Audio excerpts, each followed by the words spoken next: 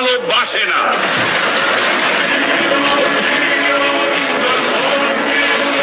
পরে ভাইয়া আমার মতে দেশের পরিস্থিতি ভালো নাই, দেশ স্বাভাবিক নাই। আগে যে একটা শৃঙ্খলা ছিল এই জিনিসটা এখন আর দেশের মানুষের ভিতরে নাই, আর মানুষ হয়ে গেছে হিংস্র, মানুষের প্রতি মানুষের ভালোবাসাটাও নষ্ট হয়ে গেছে। সরকার একটা বড় একটা দল, এই দল আপনি চাইলেই মুছে ফেলতে পারবেন না, ইতিহাস কখনো মোছা যায় না। আগে যে সরকার ছিল সে আলহামদুলিল্লাহ ভালোই চালাইছে, সে যদি খারাপই হইতো দেশের জন্য এত উন্নতি করতো না। আমরা কোনোদিন ভাবি নাই যে পদ্মা সেতু দিয়ে পার হয়ে ওই পারে যাওয়া যাবে। স্বাধীন দেশে বাস করি, কিন্তু এখন আমাদের স্বাধীনতা নাই, আমাদের হাত পা বাঁধা। একজন ভোটার হিসাবে আমি আওয়ামী লীগকে পছন্দ করি, আমি তো ভোটটা তাকেই দেবো। এখন তার যদি প্রতীক না থাকে আমি ভোট দেবো না। যে উপকার করে উপকারের প্রতিদান দিতে আমরা জানি না।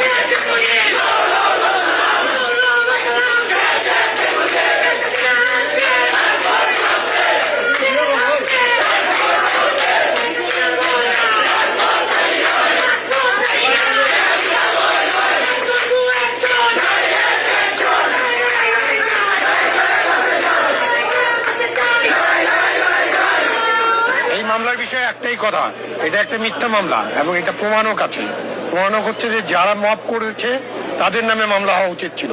মামলা হয়েছে যারা শান্তভাবে বসে একটা আলাপ আলোচনা করছিল, এবং পরবর্তীতে আমাকে ওই মামলাতে জড়িত করে আমাকে বাসা থেকে গ্রেফতার করা হয়েছে। প্রায় 87 দিন জেলখানায় কাটিয়েছি।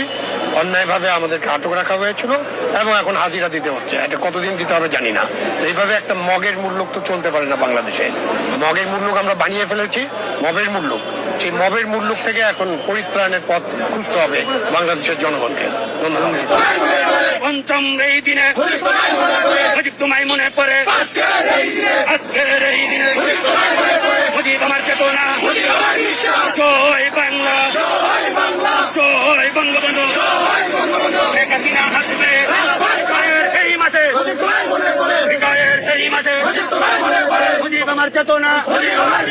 পঞ্চম এই দিনে, পঞ্চান্ন এই দিনে মুজিব আমার চেতনা।